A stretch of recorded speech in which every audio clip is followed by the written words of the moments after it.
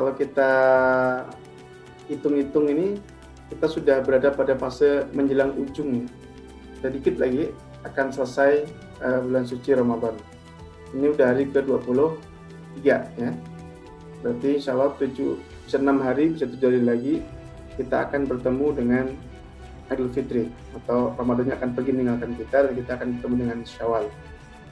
Nah, ketika ketemu Syawal nanti, itu ada dua kelompok manusia yang berpuasa, ada dua golongan.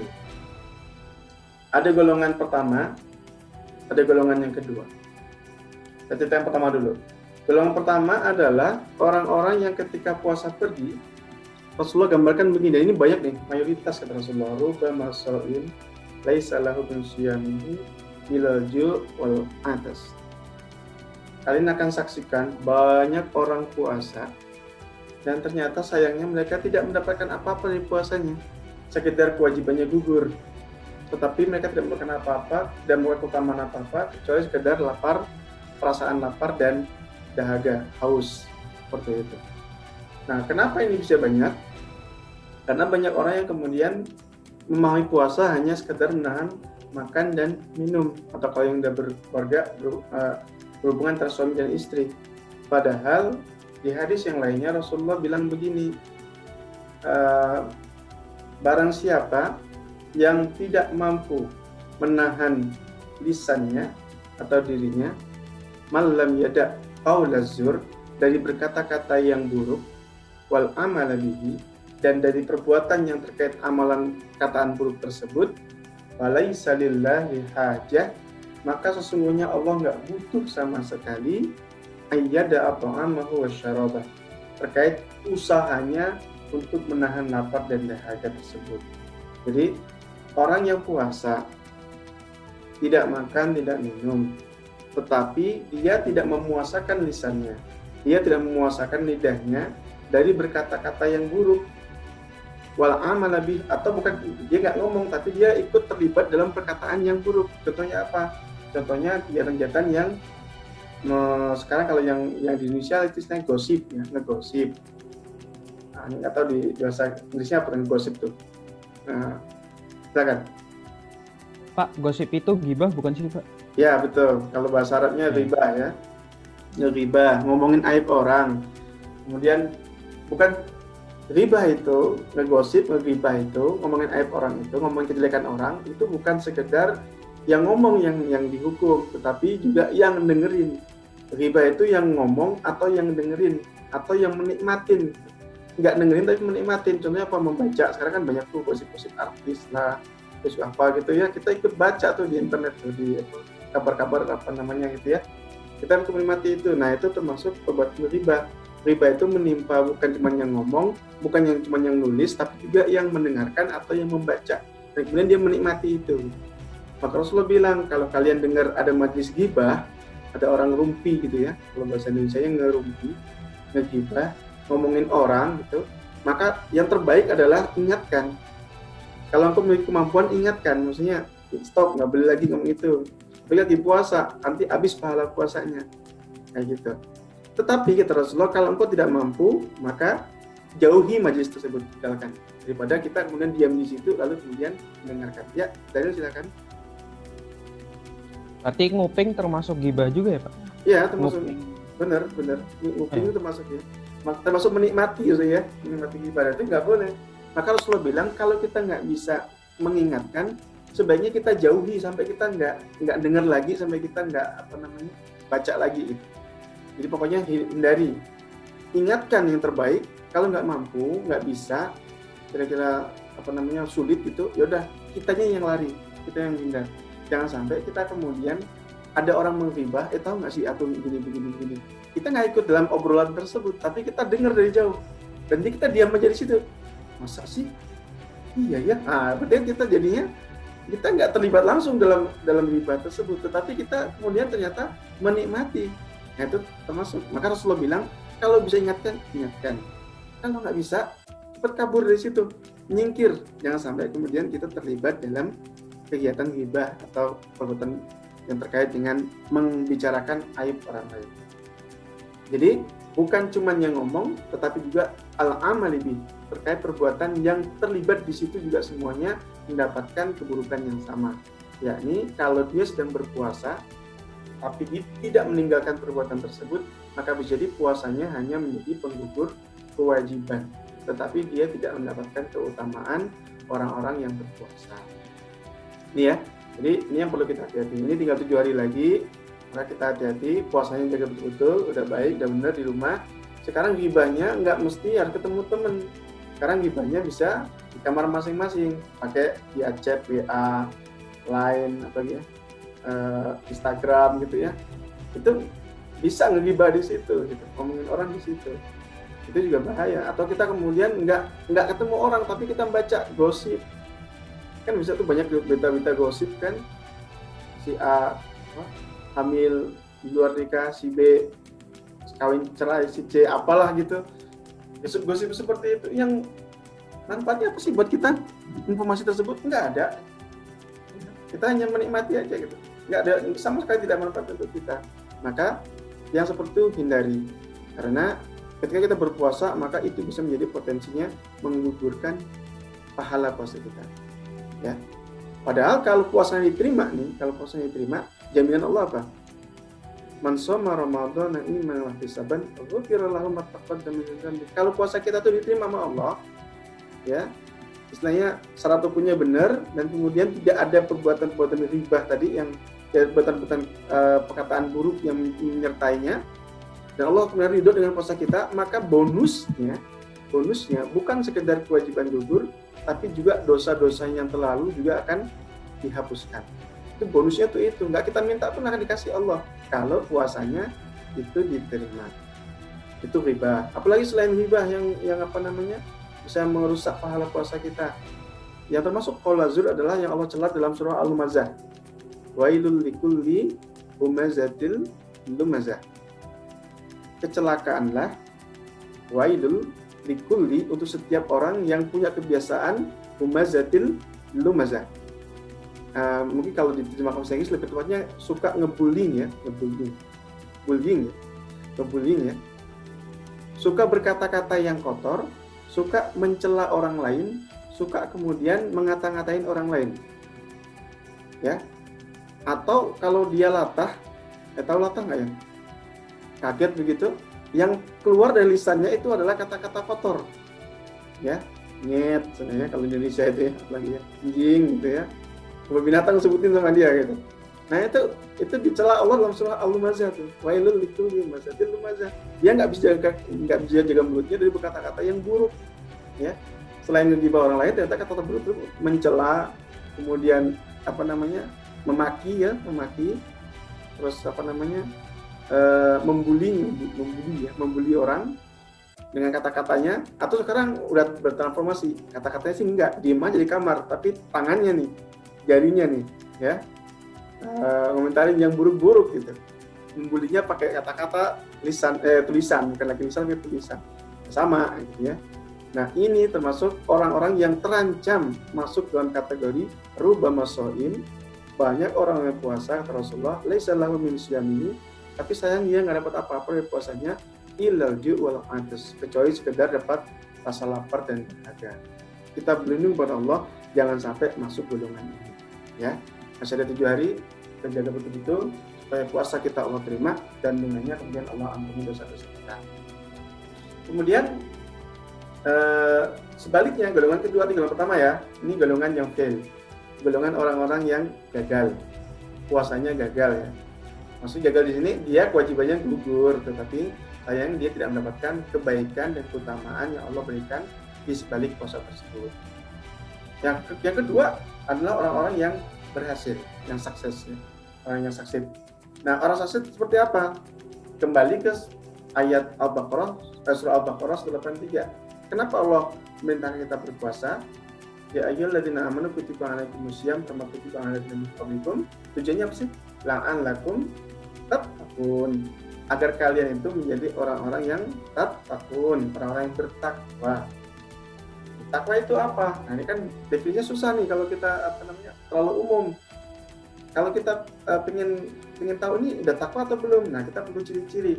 Di banyak ayat Allah jelaskan takwa itu kayak apa sih? Ya, takwa itu kayak apa sih? Nah, salah satu yang Allah gambarkan, yang Allah jelaskan di surah Al-Imran ayat 134 ya. Ketika Allah kemudian memerintahkan wasari'u ila maghfiratin min rabbikum wa jannatin arduhas samawati wal ardu uiddat lil muttaqin. Kalian berlomba-lombalah ya untuk mendapatkan ampunan Allah dan untuk segera bisa masuk dalam surga yang luasnya seluas langit dan bumi, yang surga itu Allah siapkan lil muttaqin, untuk orang bertakwa. Siapa itu ya Allah? Ayat berikutnya Allah jelaskan, orang bertakwa itu adalah orang yang alladzina yunfiquna fis-sarra'i wad-dharra. Tuh. Yang kedua, wal kadhimina al-ghaidha. Yang ketiga, wal 'afina 'anil nas. Yang keempat, wallahu yuhibbul muhsinin. Takwa itu siapa? Orang-orang yang alladzina, yang pertama ya, alladzina yunfiquna fis-sarra'i wad-dharra. Orang yang punya habit yunfiquna, senantiasa berinfak. Ini menggunakan fi'il mudhari'. Kalau mudhari' itu bahasa Arab, bahasa Inggrisnya itu pakai present and continuous tense ya. Jadi orang yang punya habit, dia terus-menerus berinfak, bersedekah, sharing, gitu ya, giving kepada orang lain, fis-sarra' wad-dharra, baik dia dalam keadaan lapang, dalam keadaan mudah, dalam keadaan sedang melimpah rizkinya, wad-dharra, maupun sebaliknya dalam keadaan dia sempit banget, dalam keadaan dia susah banget, dalam keadaan dia butuh banget sebenarnya, tapi ada orang yang butuh juga, maka diberikan sama dia. Nah, ini karakter yang pertama. Jadi orang bertakwa itu orang yang senantiasa punya habit untuk sharing, giving dan sharing ya. Terus menerus seperti itu. Ini ciri pertama ya. Jadi puasa itu harusnya membuat kita jadi orang yang rajin untuk giving and sharing. Dan kalau kita lihat kisah sahabat Nabi ya, Ali bin Abi Thalib. Ali bin Abi Thalib itu orang yang sangat kuat imannya. Satu di antara Khulafaur Rasyidin ya, satu di antara 4 Khalifah Rasyidah, pemimpin setelah Rasulullah. Nah, Ali bin Abi Thalib itu suatu hari pernah, beliau itu istrinya, ada yang tahu siapa istri Ali bin Abi Thalib? Masih ingat ya? Istrinya Ali bin Abi Thalib siapa? Ayo jawab. Istri Ali bin Abi Thalib? Halo? Halo. Siapa ya? Siapa? Aisyah? Bukan, Aisyah istrinya Rasulullah. Oh iya. Itu ibu mertuanya. Ayo. Putrinya Rasulullah. Ali itu menantu Rasul. Ponakan sekaligus menantu. Sepupu sekaligus menantu. Siapa? Anak Rasulullah yang paling bungsu, yang hidup usianya. Coba ya. Fatimah ya, Fatimah Az-Zahra. Jadi Fatimah itu adalah putri Rasulullah yang dari Khadijah ya, yang hidup sampai dewasa, sampai menikah dan punya anak ya. Fatimah nanti menikah dengan Ali bin Abi Thalib, punya anak Hasan dan Husain. Nah, Fatimah suatu hari itu lagi pingin banget makan buah delima ya, kan tahu buah delima ya? Saya nggak tahu bahasa Inggrisnya buah delima yang merah itu. Jadi pingin banget makan buah delima. Karena pingin banget, sementara uang kita tahu di antara sahabat Nabi yang miskin itu Ali. Ya, Ali itu lebih miskin. Nggak kayak Abu Bakar yang kaya, bahkan Abdullah bin Auf kaya banget gitu. Tapi kalau Ali itu hidupnya miskin, tapi dia pintar. Ya. Nah, ketika istrinya ingin makan delima, maka kemudian mereka punya uang terbatas, minta kepada Ali. Saya nggak tahu lagi hamil atau gimana ya, nggak tahu. Pengen banget kayak orang Indo gitu, minta kepada suaminya untuk belikan buah delima dengan uang tersisa yang ada. Karena saking miskinnya, Ali ternyata hanya mampu beli satu biji, satu buah. Saya nggak tahu nih. Pokoknya ekonominya susah lah, ekonominya susah.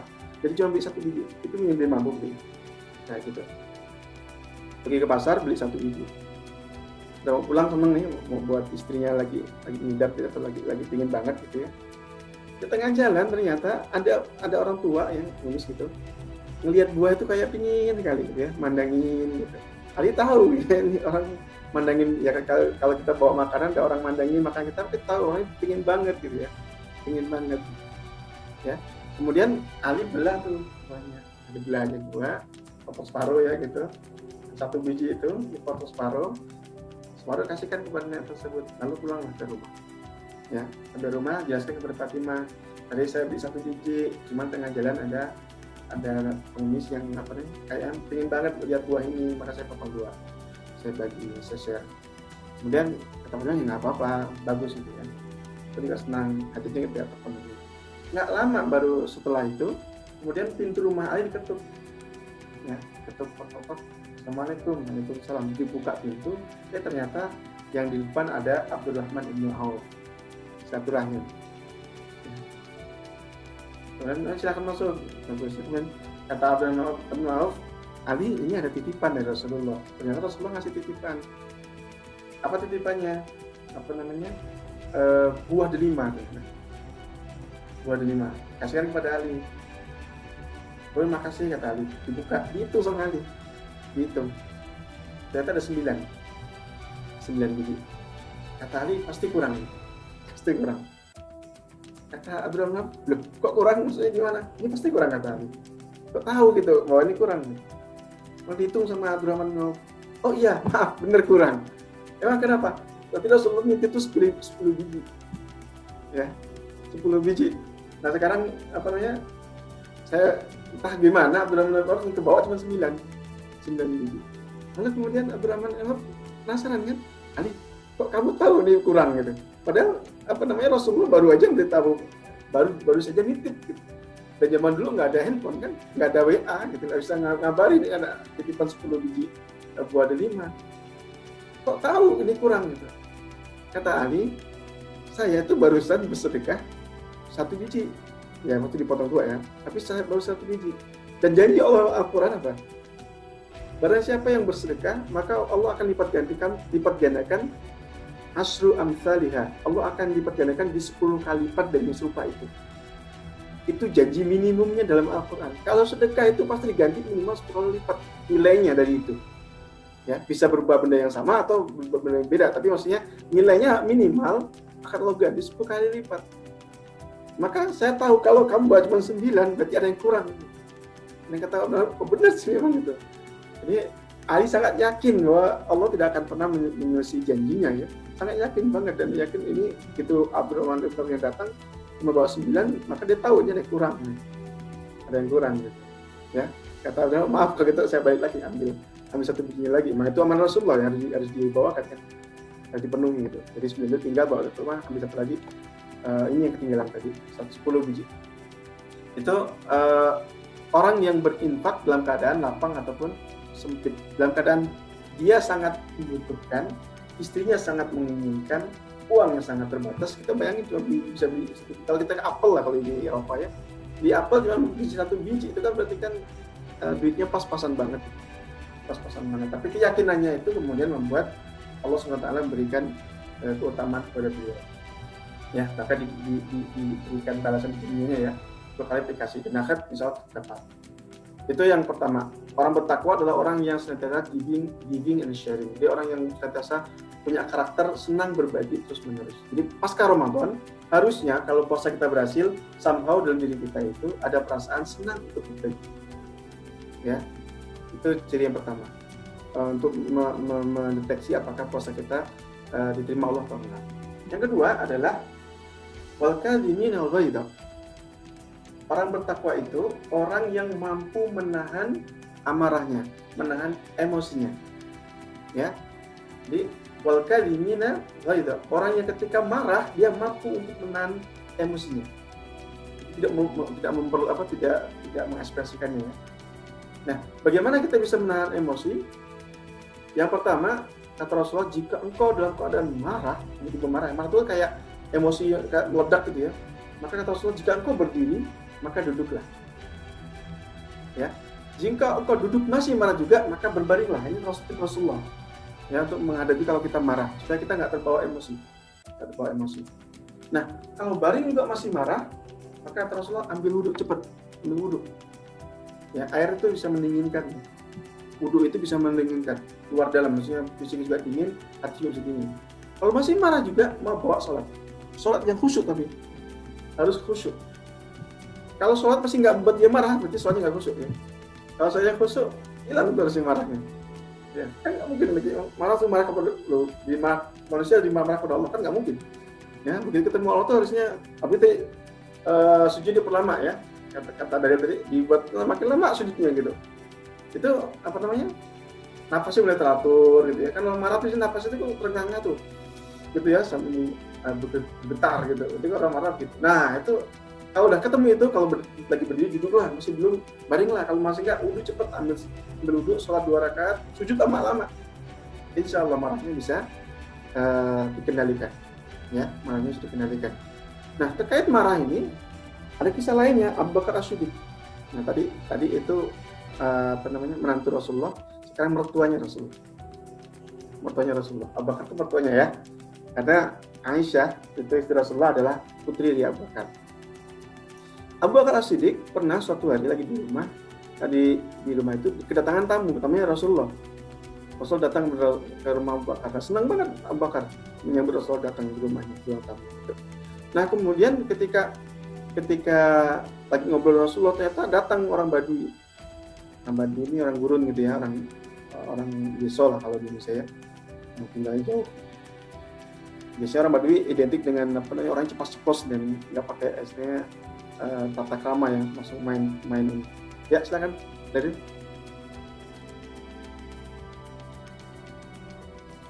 Orang Baduy itu termasuk orang Quraisy bukan, Mbak? sukunya. Ya. Kalau silsilahnya belum tahu juga karena begini. Kalau Quraisy itu kan dari keturunan Qusay. Nah, kalau Badui ini lebih kepada orang yang dia tidak bicara keturunan siapa, tapi bicara terkait dengan pola hidup.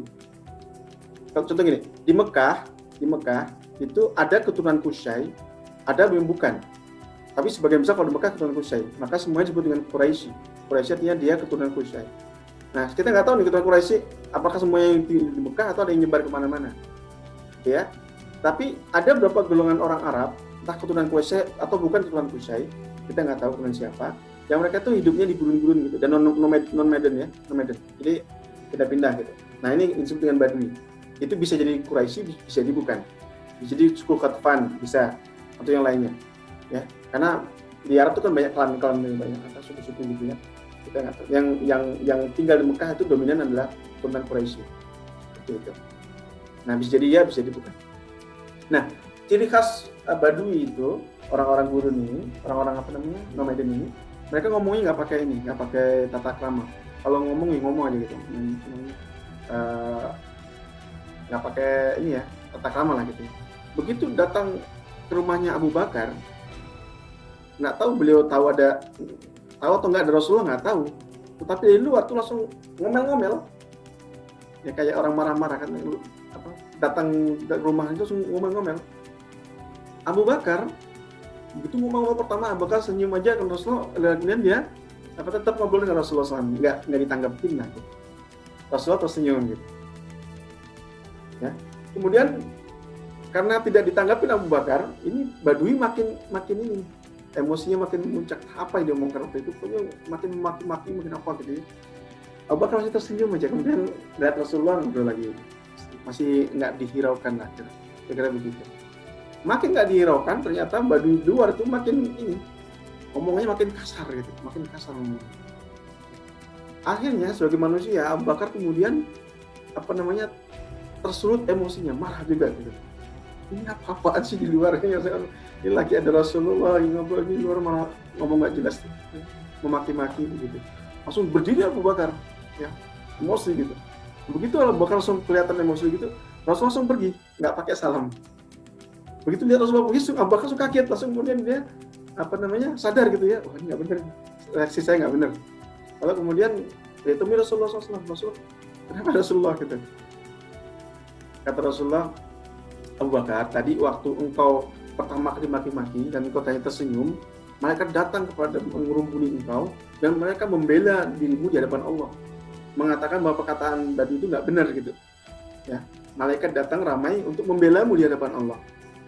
Begitu yang kedua, engkau masih tetap bersabar, makin banyak malaikat yang datang, makin tinggi suara si Badui tadi, makin kasar omongannya, makin banyak malaikat datang ngerumuni engkau untuk membela dirimu di hadapan Allah. Ya, membela Abu Bakar. Namun ketiga kalinya ketika dia makin memuncak dan engkau kemudian terbawa emosimu, maka seketika malaikat yang tadi ngumpul mengelilingi engkau, membela engkau itu bubar semuanya. Dan datanglah iblis untuk mendekat-dekat kepadamu dan membisik-bisikkan sesuatu. Maka Rasulullah kan melihat. Maka kata Rasulullah, aku pergi tanpa mengucapkan salam, karena nggak mau mengucapkan salam pada iblis. Ya, kayak gitu. Jadi Rasulullah pergi. Nah, ini keutamaan orang yang bisa menahan emosinya. Memang nggak mudah. Tentu tidak mudah. Tapi kalau kita bisa bersabar, maka Allah SWT akan berikan banyak keutamaan itu. Selanjutnya tadi adalah ada malaikat yang ingin memproteksi diri kita, yang membela kita di hadapan Allah dan akan membela kita di hadapan manusia. Kira-kira begitu. Ini karakter yang kedua. Jadi orang bertakwa, orang yang bisa menahan emosi. Oh ya, ini udah masuk zuhur tadi, bentar lagi ini ya. Kita selesaikan dulu boleh? Tuntaskan sedikit lagi. Jadi sekalian kita tuntaskan. Oke, saya selesaikan dulu. Yang ketiga, apalagi ciri-ciri orang bertakwa itu bahwa dia itu sukses puasanya.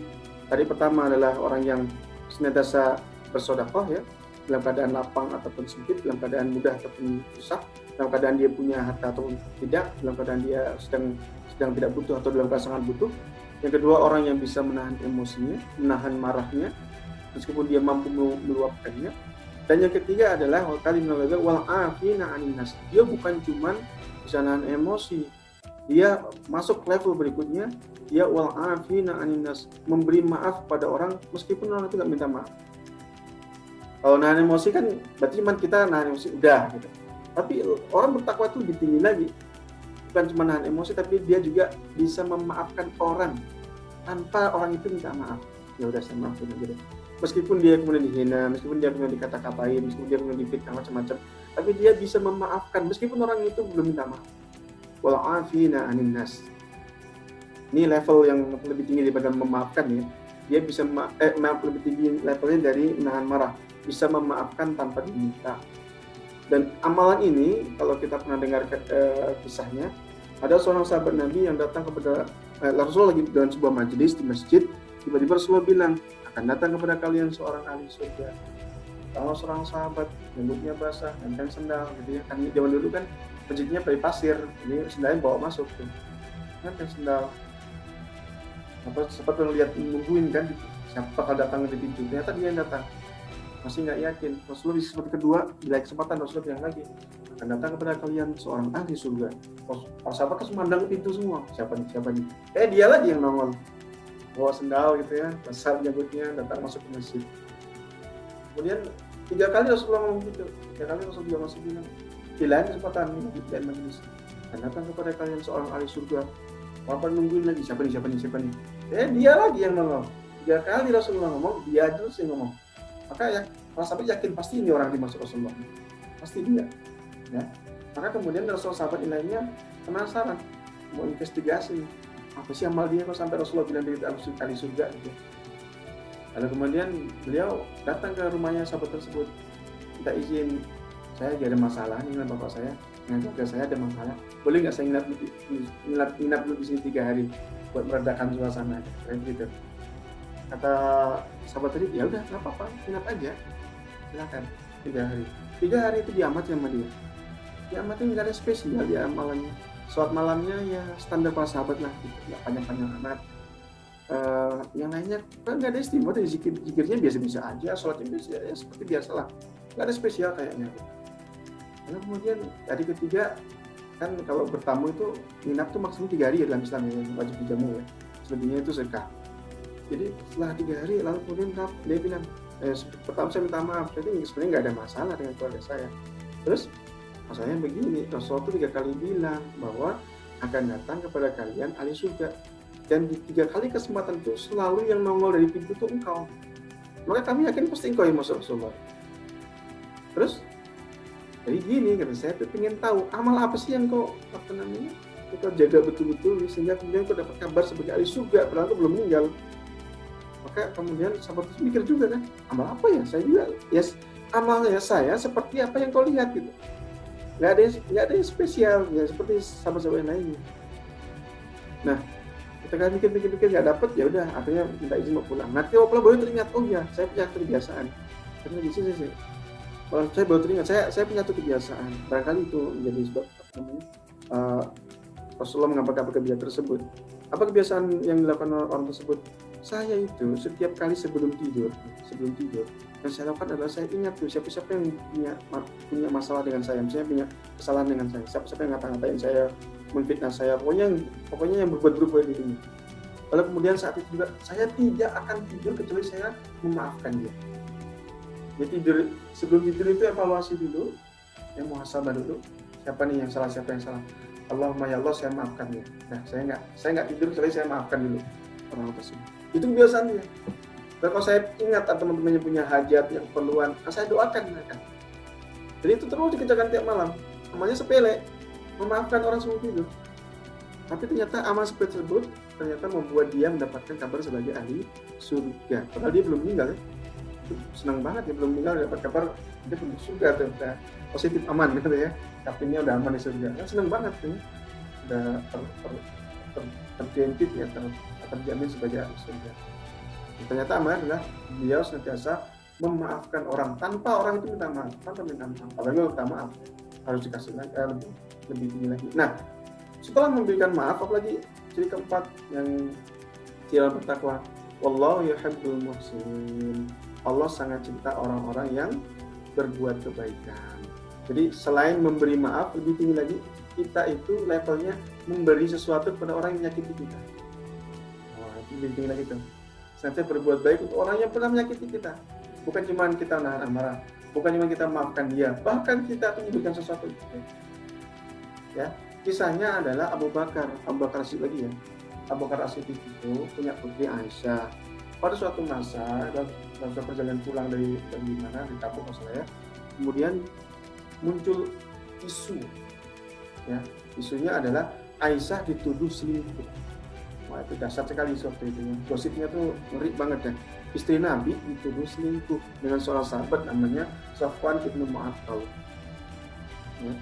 Gara-garanya kenapa bisa dituduh selingkuh? Gara-garanya kalau kita lihat ini asbabun nuzulnya itu gara-garanya Aisyah, Rasulullah itu kalau berjalan biasanya dia bawa satu istrinya untuk menemani beliau. Nah, pada suatu perjalanan Aisyah yang dapat giliran. Nah, ketika ada perjalanan tersebut, pada waktu pulang ke Madinah, karena Madinah pulang, di tengah malam Aisyah kita pasukan kemudian istirahat, kan kalau di pasir tuh rombongan gitu ya, istirahat. Istri Rasulullah itu biasanya dinaikkan di atas unta yang ada sekeduk itu apa kayak rumah-rumah di unta itu ya. Kita lihat ya, ada unta dan rumah-rumahannya. Nah, itu namanya sekeduk ya, kayak gitu. Nah, Aisyah itu ada di situ. Lalu kemudian Aisyah itu ingin buang hajat. Dalam perjalanan itu buang hajat, maka beliau menjauh dari rombongan buang hajat. Lalu balik lagi ke situ, ya, balik lagi ke sekeduk tersebut setelah buang hajat ya. Kemudian masuk ke sekeduk. Setelah masuk ke sekeduk, beliau baru sadar ternyata kalungnya hilang. Kalung biar Rasulullah. Nah, biasa kan ibu hilang kalung kan heboh ya. Karena kaget hilang kalungnya, astagfirullah, ini kalung kemana? Maka beliau keluar dari sekeduk itu, dari tenda-tendaan dari atas unta, keluar tanpa ada yang tahu bahwa itu keluar. Dan dia keluarnya cepet-cepetan karena ya namanya kepikiran yang tadi kalung ya. Sebelum kembali ke tempat beliau tadi buang hajat, cari-cari ini di padang pasir, cari ininya, cari kalungnya. Ketemu, alhamdulillah ketemu. Cuma agak lama ketemu. Pasukan yang rombongan Rasulullah dan sahabat tadi yang nggak sadar Aisyah tadi keluar, karena yang pertama keluar udah izin, udah tahu dan tahunya mereka udah kembali. Ternyata enggak belum kembali karena keluar lagi ternyata kan. Kemudian kata Rasulullah, yuk kita lanjut perjalanan. Nah, setelah lama cari akhirnya ketemu, baliklah Aisyah ke tempat rombongan tadi berhenti. Ternyata Rasulullah dan sahabat sudah pergi. Dan perjalanan di gurun itu nggak kayak kita di Brussels. Kalau di Brussels mah jelas pakai Google Map juga bisa dipandu ya kemana mau perginya gitu, jalannya jelas. Nah, kalau di padang pasir itu nggak jelas, jalannya bisa hilang-hilang, jadi ganti ya. Ini padang pasir tutup gitu. Karena Aisyah kemudian karena khawatir beliau kemudian cuma duduk aja diam, udahlah pokoknya pasrah aja. Nanti kalau apa namanya, kalau Rasulullah sadar nanti bahwa beliau nggak ada di dalam tanduk, pasti akan ada yang usul balik, gitu begitu pikirannya Aisyah. Ternyata nggak ada yang usul balik, tapi ada seorang sahabat namanya Sofwan ibnu Mu'attal yang entah bagaimana telat dari rombongan, tapi dia tahu jalan, ya, bisa tahu jalan. Begitu dia sampai ke titik itu, kaget ternyata ada seorang wanita pakai kerudung, pakai hijab itu diam gitu. Dan Safwan tahu bahwa pasti istri Rasulullah. Kenapa? Waktu itu hijab belum wajib, jilbab belum wajib, tapi istri Rasulullah udah berhijab semua. Maka Safwan tahu ini istri Rasulullah. Maka Safwan nggak ngomong, nggak nanya-nanya, langsung beliau mempersilahkan, silakan naik ke atas kuda saya, naik unta atau kuda ya, naik aja ke atas. Pokoknya Safwan nuntun atau unta ya, naik ke atas dan dituntun sama Safwan, nggak ngomong, gitu. Sampai ke Madinah, sampai pagi. Ketika sampai di Madinah, baru Rasulullah sadar dan pas Rasulullah sadar, ini kemana Aisyah? Kok nggak ada di sekedupnya, nggak ada di ontaknya tadi? Heboh kan? Ini kemana pun? Ditungguin Rasulullah, bahkan mungkin barangkali udah nyiap pasukan mau usul balik gitu ya. Ternyata tak lama datang Safwan bawa Aisyah di atasnya. Nah, orang-orang munafik memanfaatkan peristiwa itu kemudian membuat isunya adalah istri Rasulullah sebenarnya Aisyah berselingkuh dengan Safwan. Itu isunya. Aisyah setelah pulang itu langsung sakit demam gitu, langsung dirawat di rumah, nggak keluar, nggak sadar gitu. Ternyata di luar itu makin hari isu makin hot, ya, gitu, makin heboh. Maka kemudian sampailah kemudian hari ke-40, Aisyah baru diberitahu bahwa di luaran sedang beredar isu bahwa engkau berselingkuh. Aisyah terpukul banget, lalu kemudian dia minta dibalikkan ke rumah orang tuanya, ke Abu Bakar. Ya, ke Abu Bakar. Kemudian ketika ngadu bapaknya katanya, ya ini gimana gitu, urusannya dengan nama baik Rasulullah gitu. Saya nggak bisa ngomong apa-apa. Dia aja Abu Bakar bingung gitu. Mau ngebelain anaknya juga gimana, nggak ngebelain juga gimana. Ya. Lalu kemudian hari ke-50 Rasulullah datang ke rumah Abu Bakar untuk klarifikasi langsung kepada Aisyah, diinterogasi lah gitu. Diinterogasi, bener nggak ini kejadian seperti ini? Sampai Aisyah bilang, sekiranya saya mengiyakan kabar tersebut, dan tentu itu kabar yang kalian inginkan, dan Allah tahu saya nggak melakukan itu, tentu kalian akan senang dengan berita tersebut. Karena seolah itu sesuai dengan persepsi publik yang ada saat itu. Namun sebaliknya kalau saya menyangkal kabar itu, dan Allah tahu saya itu seperti itulah keadaan sebenarnya, kalian tentu tidak akan percaya dengan omongan saya. Maka kepada Allah saya kembalikan urusan ini. Dia masuk kamar dan nangis. Aisyahnya. Nah, ketika Aisyah nangis di kamar, kemudian turunlah wahyu. Setelah 50 hari ya, isu itu heboh, turunlah wahyu.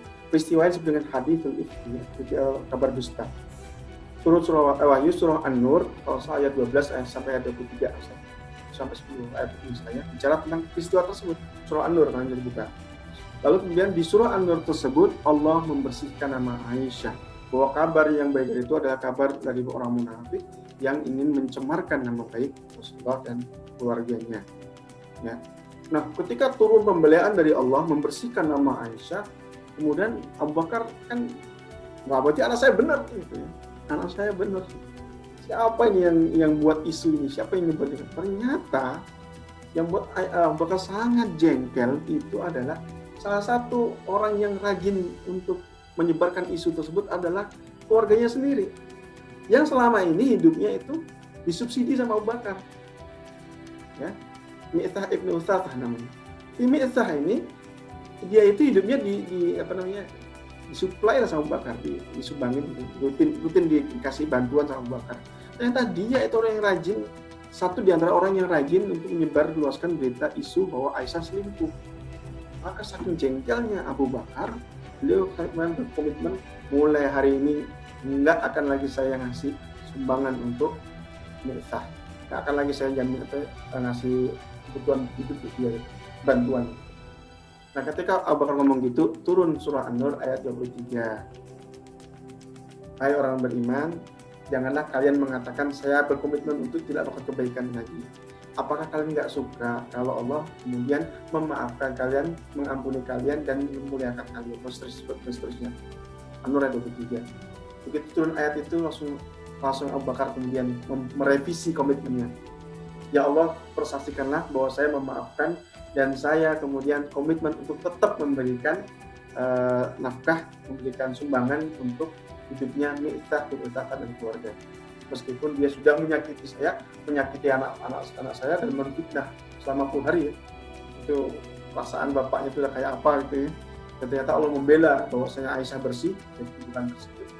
Dan karena tadi awalnya marah, setelah diturunkan ayat Allah surah An-Nur ayat 23, lalu kemudian Abu Bakar merevisi komitmennya.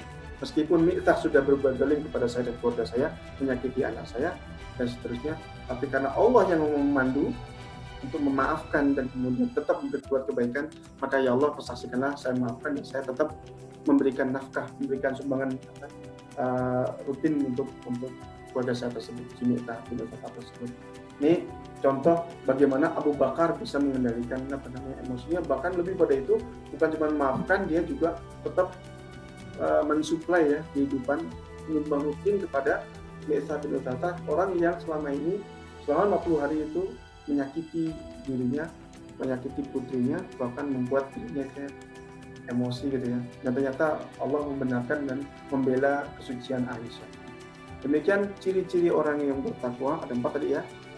Ingat ya, yang pertama tetap berinfak dalam keadaan lapang atau sempit, yang kedua bisa nahan emosi, menahan amarah, yang ketiga tadi memaafkan orang yang bersalah pada kita meski belum minta maaf, dan terakhir kita sudah memaafkan, kita berbuat baik kepada orang yang zalim kepada kita, apalagi kepada orang yang nggak zalim kepada kita ya.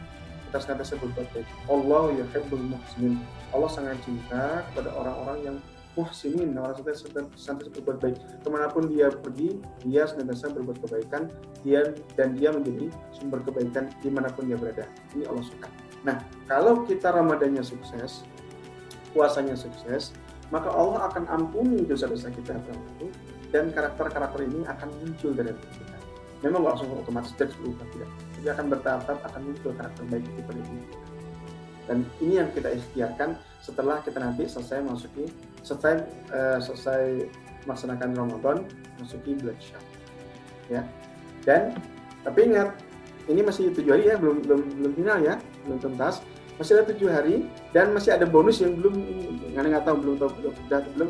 kayaknya belum. Jadi kita masih ada satu lagi malam yang belum kita kejar utamanya yang sudah kita bahas sebelumnya, malam Lailatul Qadar ya. Masih ada malam 25 malam Senin ya.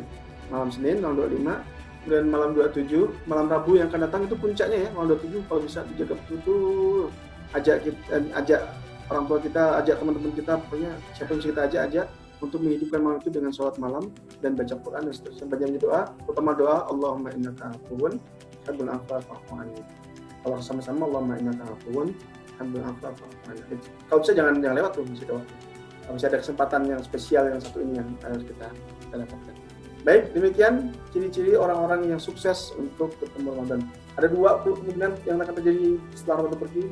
Apakah kita akan termasuk golongan pertama yang fail, yang gagal, dan itu banyak dari kata Rasulullah, atau yang kedua kita akan termasuk orang yang sukses, di mana menjadi orang bertakwa dengan karakter-karakter yang tadi saya sebutkan di awalnya. Demikian kurang lebihnya saya mohon maaf.